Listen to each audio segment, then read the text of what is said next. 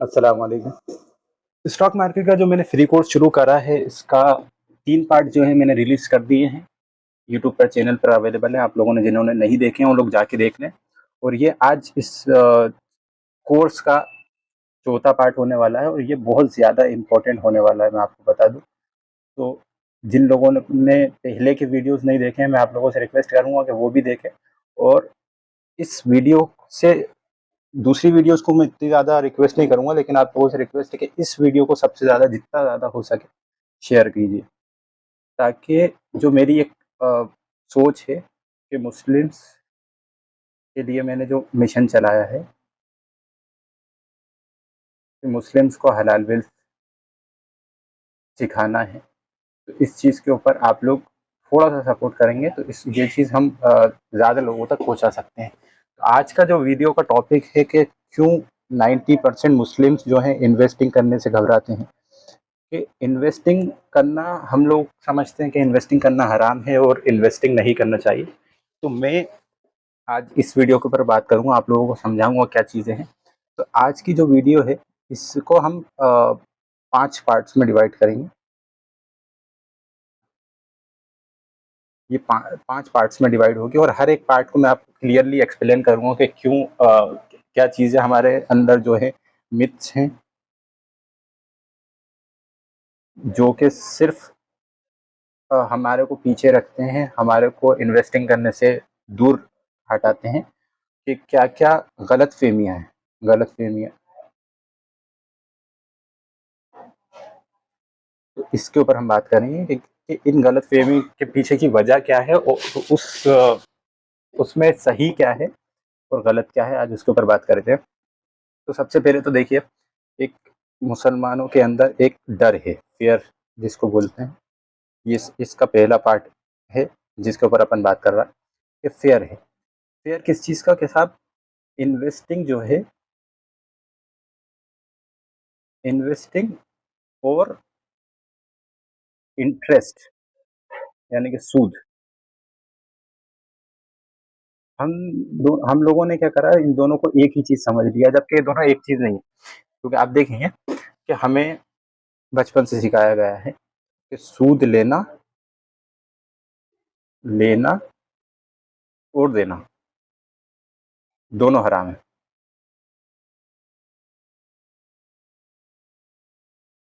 हराम है। और जो कि बहुत सही चीज़ है। ऐसा, इसको मैं ये नहीं कहूँगा कि हमें ये चीज़ गलत बताई है, लेकिन इसकी वजह से क्या हुआ कि प्रॉब्लम यहाँ आई कि हमने इन्वेस्टिंग को भी सूद समझ लिया कि अगर हम कहीं पर इन्वेस्ट करेंगे तो वो हमारे लिए हराम है, नाजायज़ है, ये चीज़ हमने सोच के रखी है, जबकि ऐसा नहीं है। इन्वेस्टिंग अलग चीज़ है, इंटरेस्ट अलग चीज़ है। इंटरेस्ट अलग चीज़ है। तो आज जो हम मैं स्टॉक मार्केट जो आप लोगों को सिखाता हूँ, स्टॉक मार्केट में कई कंपनीज़ ऐसी भी हैं जो हराम हैं और हलाल भी हैं। तो इसको हमें ये चीज़ों के ऊपर देखना है कि इनको कैसे चेक किया जा सकता है। तो जैसे कई लोगों का मेरे पास मैसेजेस आते हैं कि साहब, स्टॉक मार्केट हराम है, आप स्टॉक मार्केट सिखाते हैं। तो मैं कहता हूँ कि भाई, स्टॉक मार्केट कैसे हराम हो सकता है? फॉर एग्जांपल, आप किसी एक मार्केट में गए हैं, एक कोई मार्केट है, ठीक है? आप वहाँ पे, आपके पास हर एक चीज़ की शॉप्स हैं। जैसे हम बहुत सारी शॉप्स हैं। अब यहाँ पे हो सकता है इसमें एक शराब की दुकान भी हो, और हो सकता है यहाँ पे एक कोई बिज़नेस हो जिसका, जैसे चाय पत्ती का बिज़नेस है, ठीक है? एक कोई ऐसा बिज़नेस है जो गारमेंट का बिज़नेस है। और ऐसे कई बहुत सारे बिज़नेसेस हैं जिसमें हलाल भी है, हराम भी है, हो सकता है कुछ बैंक्स भी हों, ठीक है? तो अब ये पूरा, हम इस पूरे मार्केट को हराम बोल देंगे क्या? तो आंसर है गलत, नहीं।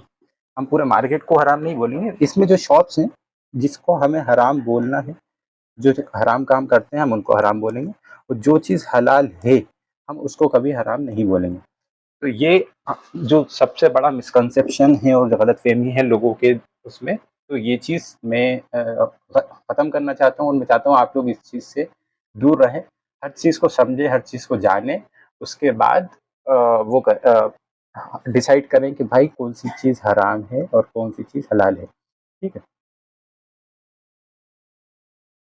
तो अब देखते हैं कि स्टॉक मार्केट का जैसे मैंने आपको बताया कि इसमें हराम भी हैं और हलाल भी हैं। तो हमें इनसे इनसे बचना है और इनके ऊपर काम करना है। तो इसका ये पहला पार्ट था जो मैंने आपको बताया कि स्टॉक मार्केट को जैसे मेरे पास कई लोगों के जो मैसेजेस आते हैं कि साहब स्टॉक मार्केट हराम है, तो नहीं, स्टॉक मार्केट पूरा हराम नहीं है। स्टॉक मार्केट में कुछ चीज़ें हराम है जिसको करना ही नहीं है हमें किसी भी हालत में। और जो चीज़ हलाल है, हलाल तरीके से इन्वेस्टिंग की जा सकती है, तो हम इन्वेस्टिंग हलाल तरीके से करेंगे और इंटरेस्ट वाली चीज़ों से बचेंगे। ठीक है? ये हो गया पहला पार्ट। अब हम दूसरे पार्ट के ऊपर बात करते हैं जो कि बहुत ज़्यादा इम्पोर्टेंट है और इस चीज़ का ध्यान रखना, मतलब इस चीज़ के ऊपर, सॉरी, दूसरा पार्ट है। इस चीज़ के ऊपर कोई आपको तरीके से बताता नहीं है। तो मैं आपको बताता हूँ। इस्लाम ने हमें कभी भी मना नहीं करा पैसा कमाने से। इस्लाम ने पैसा कमाने से कभी मना नहीं करा। हमेशा हमें तरजीह दी है, हमेशा हमसे कहा गया है कि पैसा कमाओ, हलाल तरीके से पैसा कमाओ और हमसे हमें सिर्फ जो बचने का कहा है, मैं आपको यहाँ रेड में बता देता हूँ कि जिससे बचना है हमें, वो उससे बचना है, इंटरेस्ट से। ठीक है?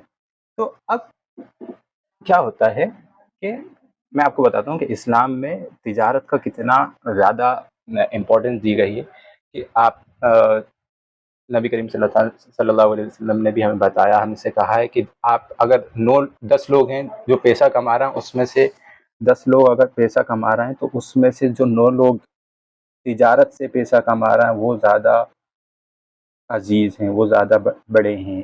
तो जो लोग बिजनेस से पैसा कमा रहे हैं, सॉरी, बिजनेस,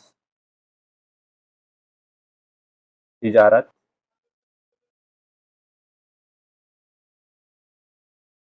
तो इस चीज़ का तो हमें इस्लाम खुद हुक्म दे रहा है ना। हम इसके ऊपर कैसे कह सकते हैं कि नहीं यार हमें तिजारत नहीं करना, और स्टॉक मार्केट में काम करना तिजारत है।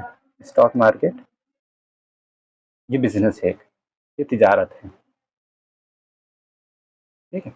तो अब जब स्टॉक मार्केट में हमें तिजारत करना है और जब हमें इस्लाम इसकी इजाज़त दे रहा है, तो फिर हम कौन होते हैं कि हम ये कहें कि नहीं साहब हमें तो इस्लाम मना कर रहा है इस चीज़ के लिए और इस्लाम में हम स्टॉक मार्केट जो है हराम है। हमें हलाल तरीके से इन्वेस्ट करना है और पैसा कमाना है। ठीक है? ये हो गया इसका। तो फिर अब हम बात करते हैं कि इसका पार्ट 3 के ऊपर कि कैसे रियल प्रॉब्लम स्टार्ट कहाँ होती है, कि कहाँ पे असल परेशानी है, कहाँ पे जो चीज़ें हैं प्रॉब्लम क्रिएट करती हैं। और वो है, देखिए, कि हमारे स्कूल्स में, कॉलेजेस में या मसाजिद में कहीं पर भी ना फाइनेंशियल एजुकेशन नहीं मिली हमारे को। फाइनेंशियल एजुकेशन का मतलब क्या, कि भाई हमारे को पता चलना चाहिए कि कहाँ-कहाँ पर हमारे पास अपॉर्च्युनिटी है हलाल तरीके से पैसे कमाने की। कहाँ-कहाँ जहाँ से बचना है वो तो हमारे को बहुत, मैं भी उसको भी मैं कहूँगा कि बहुत ज़्यादा डीपली नहीं बताया गया। कुछ ऊपरी-ऊपरी तौर से बताया है कि वहाँ से हमें बचना है। मैं कहता हूँ ठीक है, लेकिन जहाँ-जहाँ से पैसा कमाया जा सकता है, उसके ऊपर भी डीपली बात होनी चाहिए। डीपली डिस्कशन होना चाहिए। तो वो चीज़ नहीं हुई है, तो उसकी वजह से हमारे यंगस्टर्स, नौजवान भाई जो हैं, उनको इस चीज़ की प्रॉब्लम है। उनको ये चीज़ें समझ में नहीं आती। तो अब वो हर चीज़ को, देखिए, हर मुसलमान जो है पैसा, सॉरी, पैसा ऐसी जगह से कमाना बिल्कुल पसंद नहीं करेगा, जहाँ पे उसको डाउट हो कि हलाल है या हराम है। ठीक है? तो हर इंसान हराम कमाने से बचना चाहता है, हलाल कमाना चाहता है। लेकिन अब हमारी ज़िम्मेदारी है कि हम लोगों को बताएँ कि भाई आप कहाँ से कैसे पैसा कमाया जा सकता है हलाल तरीके से, और उनको हराम तरीके से कैसे बचाया जा सकता है, जो कि बहुत ज़्यादा ज़रूरी है। और स्टॉक मार्केट का ज़िक्र आपने देखा होगा, स्टॉक मार्केट का ज़िक्र कहीं पर भी नहीं होता। आप चाहे किसी दीन की मजलिस में बैठ जाओ या मस्जिद में चले जाओ, मस्जिद में बयान जो होते हैं, और मैं उन सब चीज़ों को, देखिए, मैं अगर आप मेरी बात सही से सुनेंगे तो आपको समझ में आएगा कि मैं किसी भी चीज़ को गलत नहीं बोल रहा हूँ, बस मैं कह रहा हूँ कि हम लोग कहाँ पीछे हट रहे हैं, कहाँ हम लोगों को ज़रूरत है ध्यान देने की। तो मैं गलत किसी को नहीं बोल रहा हूँ, हर चीज़ अपनी जगह पे सही है, लेकिन ये चीज़ें आज के ज़माने में और वक़्त के साथ-साथ आगे चलने के लिए हमें बहुत ज़्यादा ज़रूरी हैं। क्योंकि आपको नहीं पता कि जिस हिसाब से महँगाई बढ़ रही है, उस हिसाब से जो आपके पास पैसा है, आप एक 5 साल बाद आपके जैसे आपके पास अगर ₹100 है ना, तो 5 साल बाद उसकी वैल्यू सिर्फ़ ₹70 है। तो आप ये सोचो कि जो आपका सिर्फ़ पैसा जो है रखा-रखा ₹30 कम हो रहा है। तो अब हमें इस महँगाई के साथ भी तो कदम से कदम मिला के चलना है ना। अगर हम इन्वेस्ट नहीं करेंगे, तो आप कैसे इस ₹100 को ₹100 बचा सकते हैं?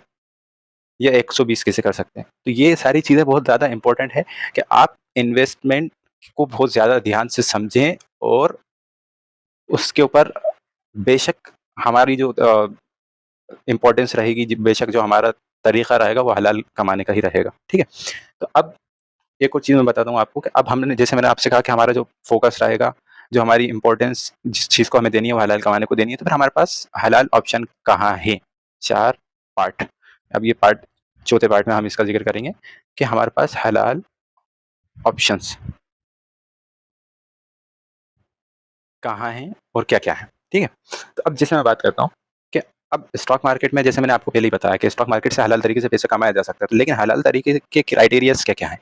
कि मतलब हमारे को किन चीज़ों का ध्यान रखना ज़रूरी है, क्राइटेरिया उसका क्या है, ठीक है? तो अब इस्लाम ने कुछ 3 चीज़ें हैं जिसके ऊपर बहुत ज़्यादा फ़ोकस करा है कि अगर ये चीज़ क्राइटेरिया में फिट बैठती है तो आप उसमें इन्वेस्ट कर सकते हैं, नहीं तो आप उसमें इन्वेस्ट नहीं कर सकते। सबसे पहला क्या है? सबसे पहला क्राइटेरिया कि क 1 सेकंड, कंपनी का बिज़नेस आप इस इन चीज़ों को नोट कर सकते हैं और ये चीज़ें बहुत ज़्यादा इम्पोर्टेंट है कि कंपनी का बिज़नेस हलाल होना चाहिए। मतलब कोई कंपनी बैंक का कारोबार नहीं कर रही हो, इंटरेस्ट का कारोबार नहीं कर रही हो और शराब का कारोबार नहीं कर रही हो, तो ये इसका पहला क्राइटेरिया। दूसरा क्राइटेरिया इस्लाम क्या कहता है कि आप कैसे वो कर सकते हो कि कंपनी के ऊपर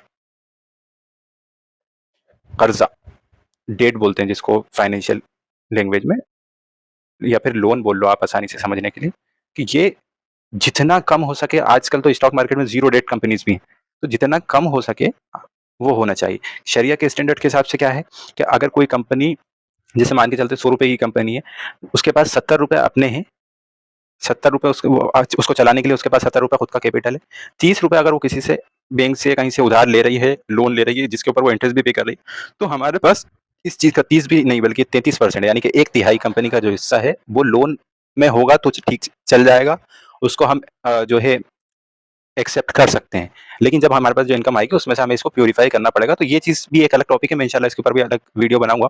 तो लेकिन हमारे पास जो क्राइटेरिया वो ये है कि या तो कंपनी ज़ीरो डेट की हो या फिर उसके ऊपर कंपनी या तो ज़ीरो डेट की हो या फिर उसके ऊपर जो भी कर्ज़ा हो, वो कंपनी के 1/3 हिस्से से ज़्यादा नहीं होना चाहिए, ठीक है? और तीसरा जो क्राइटेरिया जो हमें इस्लाम इजाज़त देता है कि कंपनी के पास जो इंटरेस्ट की इनकम आ रही है, कंपनी के पास जो इंटरेस्ट की इनकम आ रही है, वो उसकी इनकम की 5% से ज़्यादा नहीं होना चाहिए। जैसे फॉर एग्ज़ाम्पल अगर कंपनी के पास ₹100 की कंपनी ₹100 की इनकम कर रही है, तो उसके पास जो इंटरेस्ट से इनकम आ रही है, वो ₹5 से ज़्यादा नहीं होना चाहिए। और ये ₹5 भी हम जब हमारा प्रॉफिट कमाएँगे, तो उसमें से माइनस कर देंगे। वो 5% हम बिना सवाब की नीयत से सदका कर देंगे, इसको प्यूरीफाई करना कहते हैं। तो इसके ऊपर हम इंशाल्लाह कभी डिटेल में करेंगे कि हम जब पैसा कमाने लग जाएँगे, तो हमें उसको प्यूरीफाई कैसे करना है। तो फिलहाल जो कंपनी इस्लाम ने 3 आपको पैरामीटर्स बताएँ, तो ये पैरामीटर्स के ऊपर आपको उतरना पड़ेगा। अगर ये तीनों पैरामीटर जो हैं सैटिस्फाई हो रहे हैं और ये चीज़ें आप सारी चीज़ें चेक कर पा रहे हो, तो फिर हम इसमें इन्वेस्टिंग कर सकते हैं और ट्रेडिंग भी कर सकते हैं, ठीक है? चलिए, अब सबसे ज़्यादा जो इम्पोर्टेंट मैंने आपको बताया कि अब यहाँ पे हम बात करते हैं पार्ट 5, ठीक है? अब पार्ट 5 क्या है कि हम लोगों का माइंडसेट बहुत गलत है। कैसा? कि